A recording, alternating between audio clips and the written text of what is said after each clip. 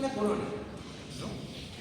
Entonces, cuando hablamos de este tipo de procedimientos, ¿ustedes creen que se habla de un tipo de odontología conservadora? No, ¿no es cierto? Si tengo un puntito y decido hacer una corona fenestrada, o si tengo por ahí un dolorcito y me extraigo la muela, ¿no? ¿Y qué tuviera mínima intervención? Conservadora, y al contrario, Mínima, hoy en día se trata invasiva. incluso en la ortodoncia de tratar de preservar Invasiva. las piezas dentales. Anteriormente también los ortodoncistas maloclusión que veían, dientes que sacaban, saquemos los 4 premolares, ¿no? Hoy en día las filosofías están teniendo más conservadoras. Entonces, esta es una filosofía que tiene que ver con la detección temprana de la enfermedad, con la posibilidad de tratamientos en niveles micromoleculares.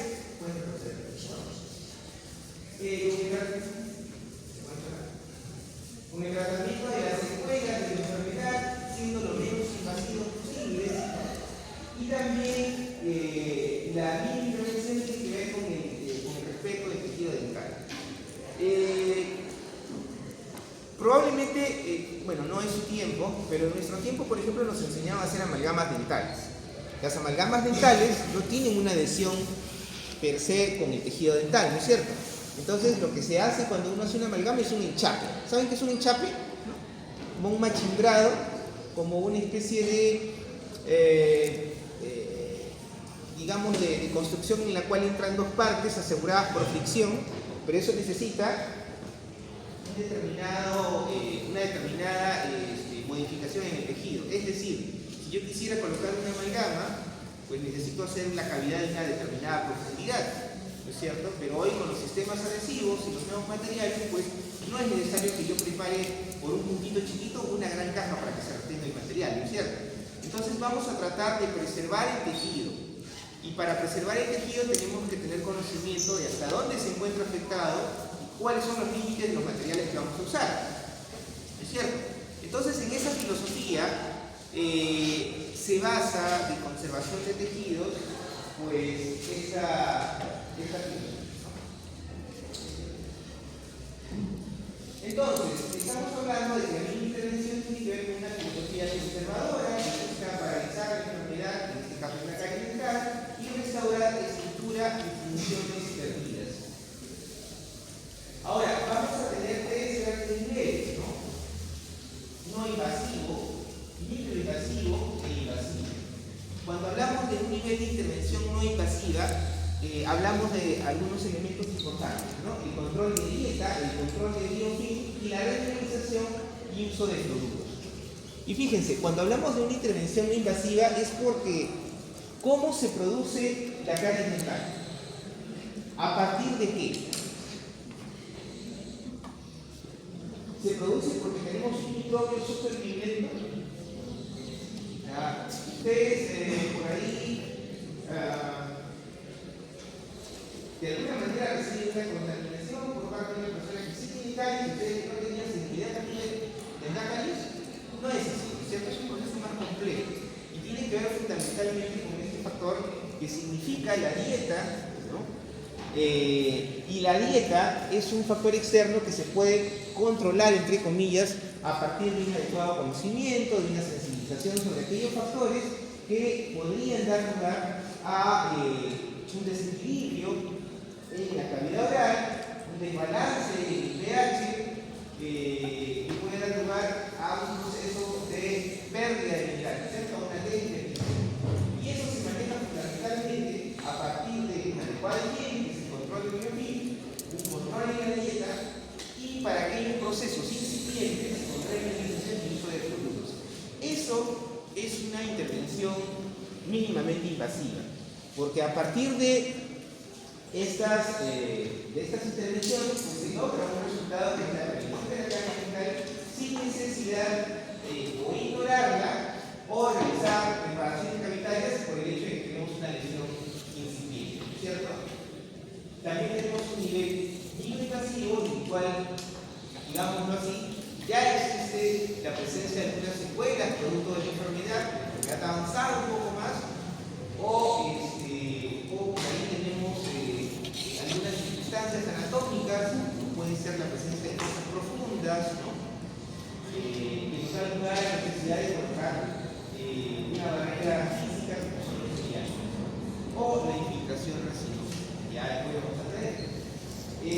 también tenemos un nivel invasivo en el cual se va a realizar remoción selectiva del tejido afectado, el tratamiento restaurador traumático, videoconmostrar y restauraciones. Pero no restauraciones en la filosofía anterior, ¿no? De como tomar la mayor cantidad de tejido, preparar grandes espacios o cavidades para mejorar la retención, sino justamente tratando de preservar el mayor tejido posible. Entonces, vamos a tener varios niveles en esta LOMI, como decía mínimamente Max en su intervención, dados por un diagnóstico temprano para valorar el riesgo. Ya hemos hablado anteriormente del riesgo de caries dental, la remineralización, la lesión escariosa, la prevención de la caries dental, y en aquellos lugares que sea necesario preparar, unir y lugar de preparar la instalación. Entonces, claro, para todo ello tenemos que tener una base científica que ampare ese procedimiento y que nos asegure procedimientos sólidamente sustentables. Entonces, para este primer aspecto que es, digamos,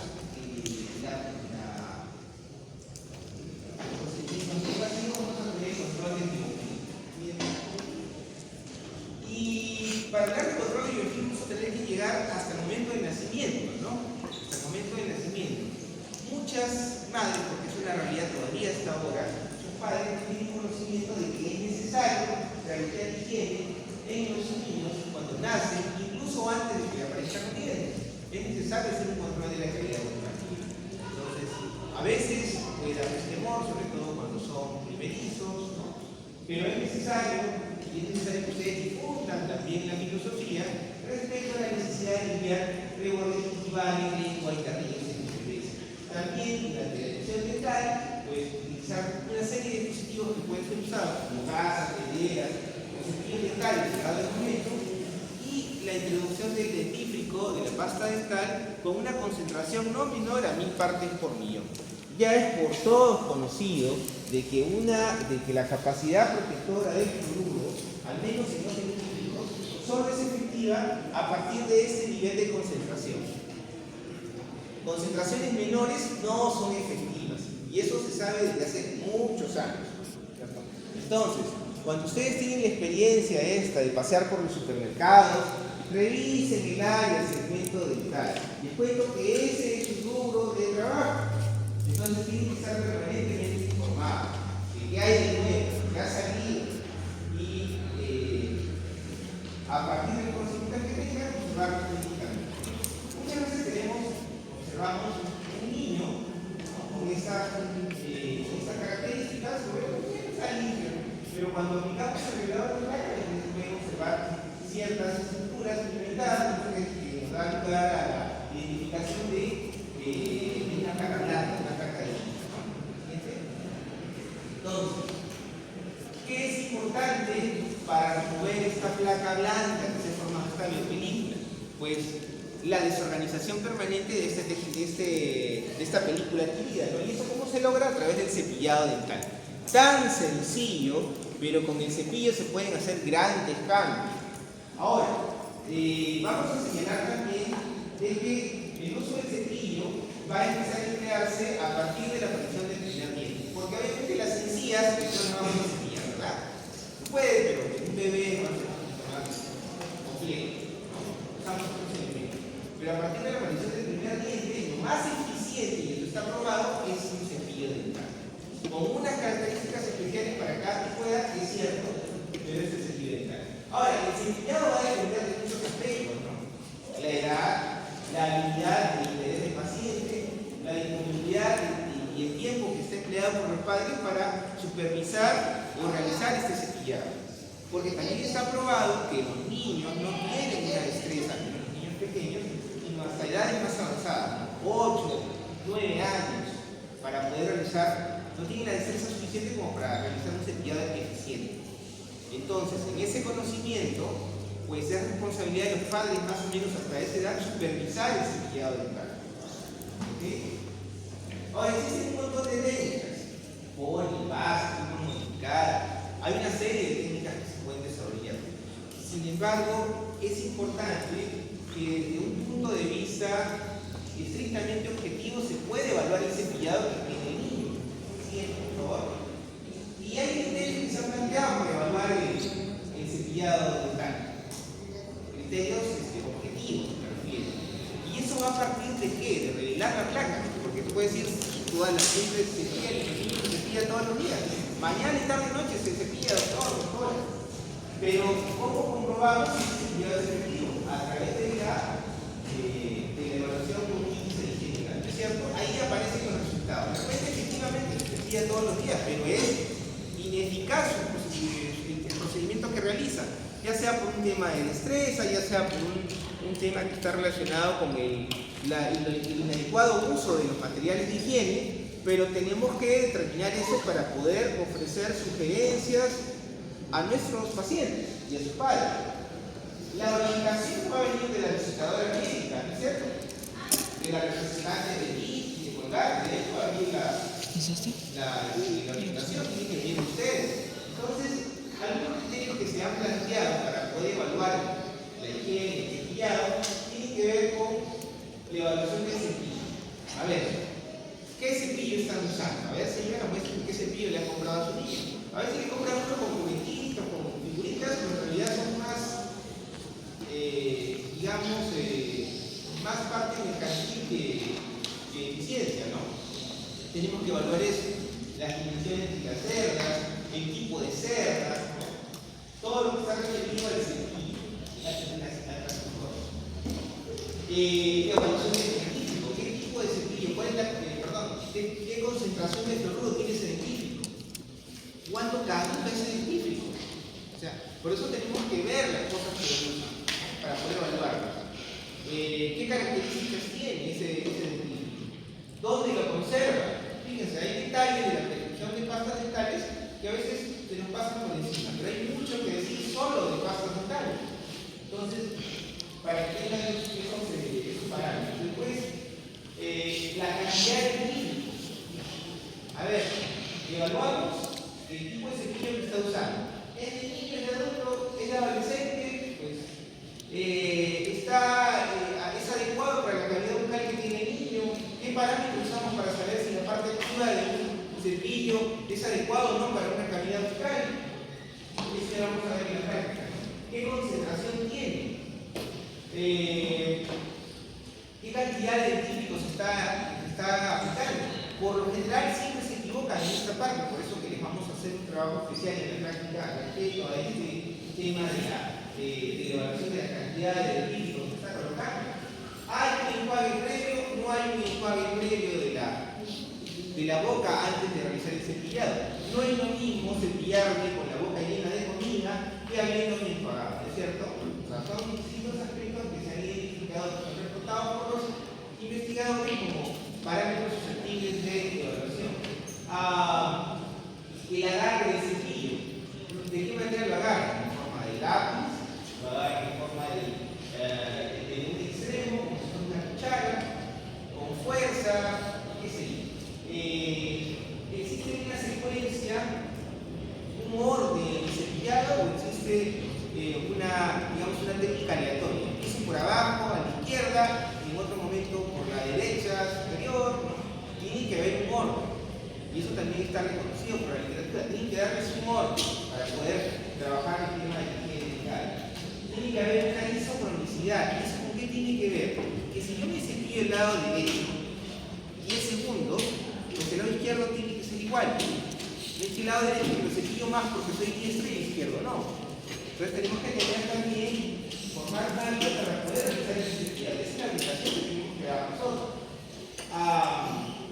El tema del tipo de movimientos, ¿no? ¿En qué sentido? Pues va a ser movimiento circular, va a ser movimiento horizontal, ese tipo de cosas hay que realizarlas.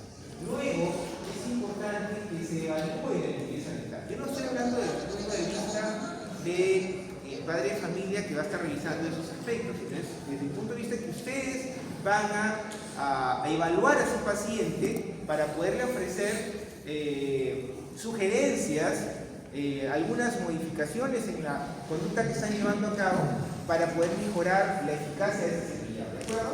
También es importante considerar el enjuague final, ¿no? Hay una gran necesidad por eliminar todo el dentífrico al finalizar el cepillado, ¿no es cierto?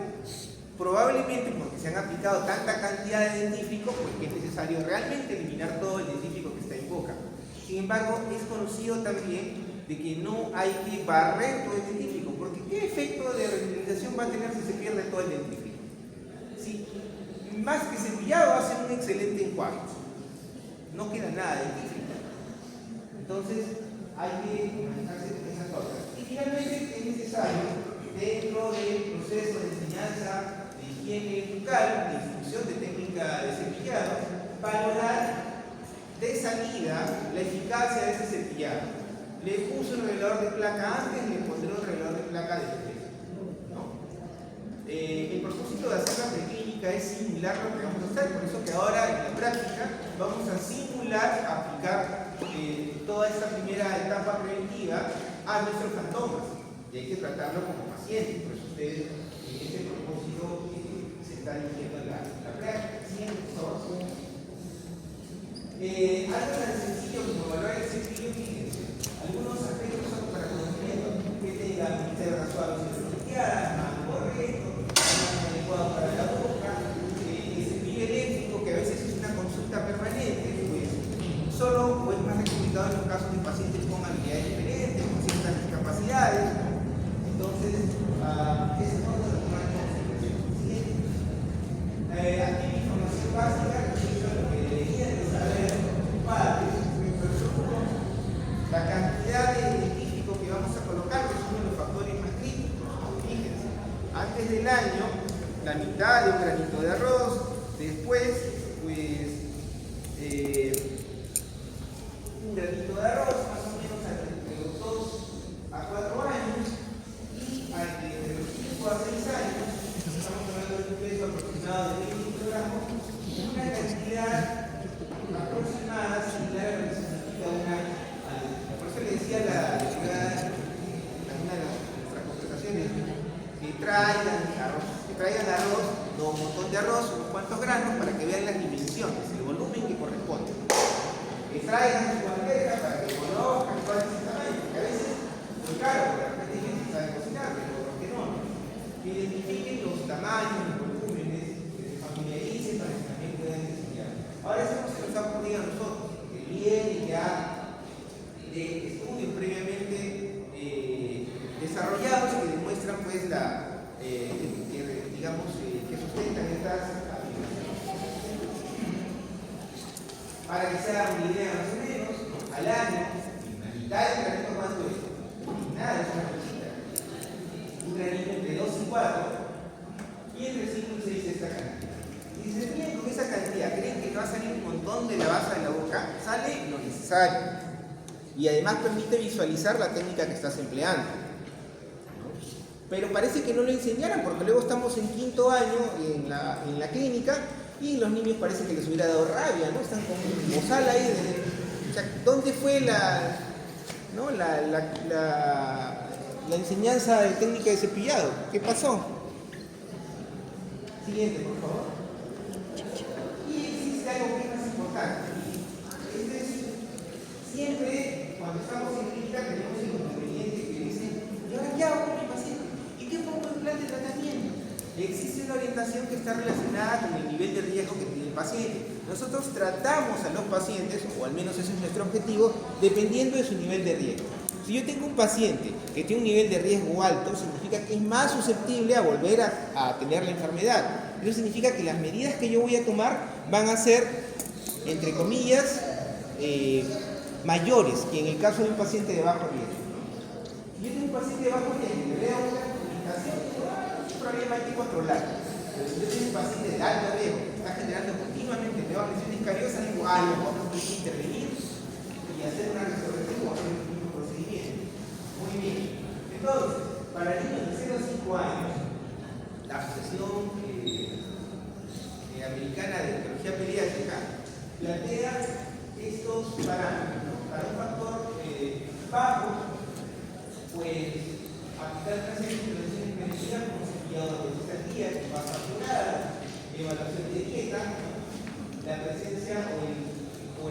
necesidad de aplicar sellantes y vigilar la presencia de lesiones caninales.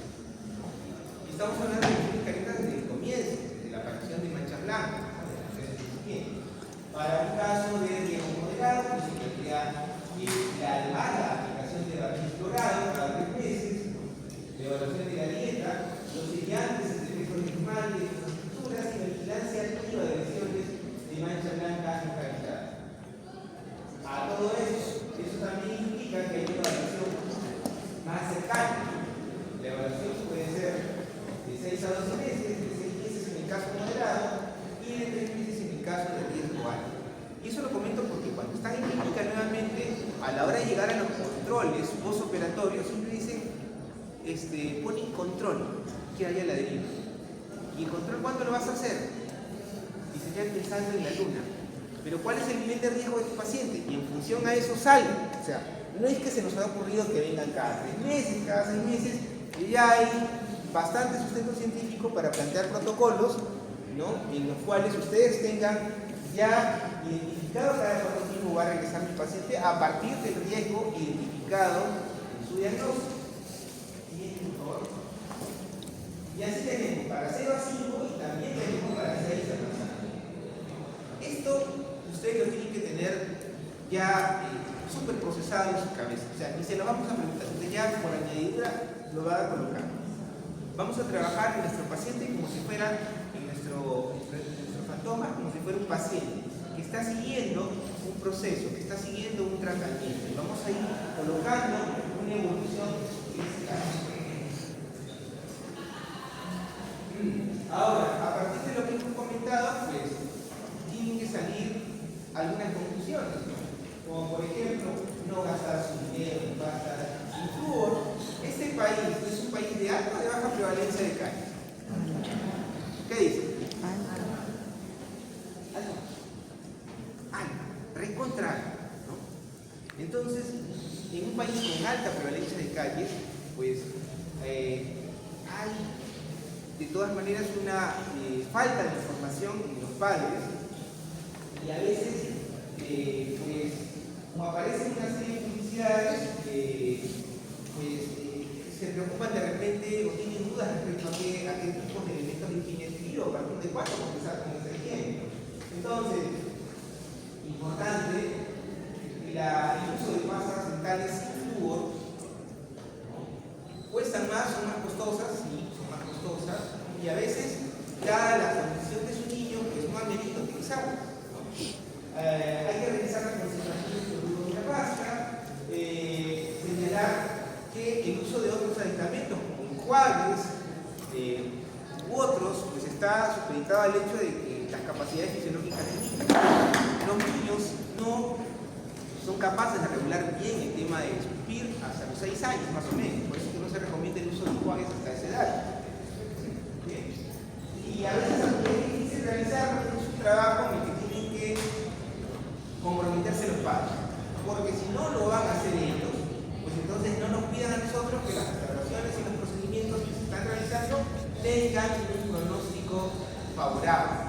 O sea, o se compromete o el tratamiento fracasa. Así es sencillo, ¿no? Porque el niño no tiene esa capacidad de preservar lo que nosotros hemos hecho para restaurar su salud en el tiempo, o al menos estamos en una cierta edad.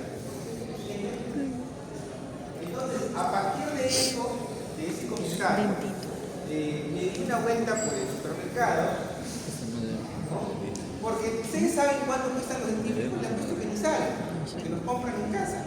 Alguien los compra en casa, llegan ahí espontáneamente. Entonces, es importante que se conozcan cuánto valen las cosas, porque a veces los padres dicen, ay, no sé, ay, no, tienen que saber sobre la realidad de este rubro odontológico, porque es nuestra área de trabajo. Nadie sabe más de pastas dentales que el odontólogo, supuestamente. Porque a veces parece que la visitadora sabe más que nosotros. Y probablemente, pero nadie puede saber más de dentífricos que nosotros, de enjuagatorios que nosotros, de hilos dentales que nosotros. Pero si ustedes ni van entramos al mercado y conocen los hilos que existen, el material que llega al mercado, pues entonces nos van a saber. Miren, un eléctrico sin pasta de sal, sin jugo, en oferta, le sale 31 soles. 31. Este dentito baby, que es el más económico, sale 8 litros. Y este colgate que hemos soltado de Brasil, pero ya vamos a discutir en la práctica acerca de esto. A ver, bien, ya, vamos a trabajar vamos a hacer esto, vamos a hacer esto rapidito porque tenemos que entrar a la práctica. El polígono es uno de los elementos importantes que vamos a utilizar en odontología porque nos va a ayudar a ¿qué? A remineralizar las piezas dentales, ¿no?, que se encuentran afectadas por una lesión incipiente, por un primer proceso de desmineralización. ¿Y cómo lo vamos a usar? Tenemos básicamente estos tres tipos de fluoruros que vamos a utilizar. Estos son fluoruros de aplicación tópica, porque también existe la aplicación sistémica y eso lo vamos a trabajar en la charla. La aplicación tópica, tenemos el flúor gel asimilado, el flúor gel y el flúor barniz. Estos ya vamos a verlos en práctica y determinadas características. Todos van a cumplir una función, pero a partir de sus propiedades y características lo vamos a emplear. Estos dos fundamentalmente se emplean a veces en niños, se emplean en niños mayores, en niños que tienen la capacidad de escupir, porque es un riesgo colocar una cantidad de fluoruro con estas concentraciones tan elevadas, 12.300 partes por millón, 9.000 partes por millón, en la cavidad del niño que se puede intoxicar con el fluoruro. ¿Qué hago en el caso de que se intoxique, se trague una cantidad de fluoruro importante? ¿Saben qué hacer? ¿Saben qué darle? ¿Qué hacen? Se ponen a llorar, llaman al doctor. ¿Qué bonito? Tienen que saber qué hacer. Ahí vamos a ver. Entonces, este tipo de fluoruros se emplean en niños grandes, niños a partir de 6 años más o menos que tienen esa capacidad de escupir. Y para los niños pequeños vamos a utilizar en aquello que hay esa necesidad el flúor barniz, que representa la seguridad de adherirse a la superficie sin este riesgo de tener la posibilidad de derretirse en la gran cantidad. Porque estos son flúors que tienen una gran concentración, porque van a permitir que modificar la superficie del esmalte para poder captar minerales a partir de las propiedades del flúor. Y espero, vamos a verlo en práctica, que con sus amplios conocimientos de química y bioquímica y por haber ingresado aquí a esta institución en el examen que es tan riguroso, pues recuerden cuáles son las propiedades del flúor, ¿no? Su número atómico, su capacidad de electronegatividad, recordarán esos bellos recuerdos de la pre, ¿no?, de la academia. Espero, porque a partir de ello es que nosotros podemos comprender por qué hacen lo que hacen.